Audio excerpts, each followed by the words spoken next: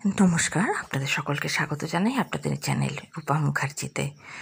কিছু কিছু মানুষ আছেন জানেন, যারা সস্তা কিছুটা পাবলিসিটি পাওয়ার জন্য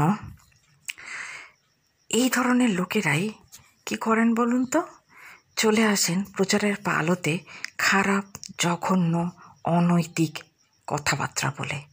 এনারা ভাবেন যে এনারা যে কমেডিটা করছেন সেটা খুব হাস্যরসাত্মক ও মানুষকে মজা দেবে, কিন্তু তা নয়।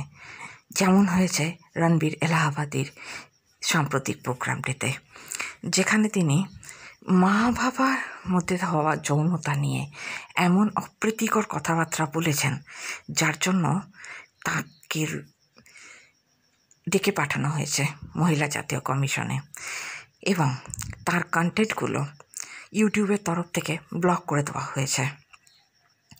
তার বাড়িতে পুলিশও গেছে এবং খুব শীঘ্রই তার বিরুদ্ধে শুনানিও শুরু হবে। উনি চেষ্টা করেছেন যে একটা সামান্য ভিডিও দিয়ে যাতে ব্যাপারটিকে চাপা দিয়ে দেওয়া যায়, কিন্তু এই ব্যাপারটা এত সহজ নয়। ইন্ডিয়াস গট ট্যালেন্ট অর্থাৎ রণবীর এলাহাবাদী, সময় রায়না ও অন্যান্য অতিথিদের বিরুদ্ধে এফআইআর দায়ের করা হয়েছে মহারাষ্ট্রের সাইবার ডিপার্টমেন্ট তরফ থেকে।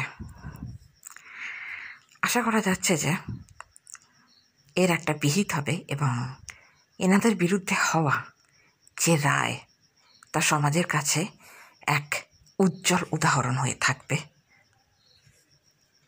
আজকে এই পর্যন্তই। আপনাদের মতামত জানাতে ভুলবেন না। ধন্যবাদ, নমস্কার।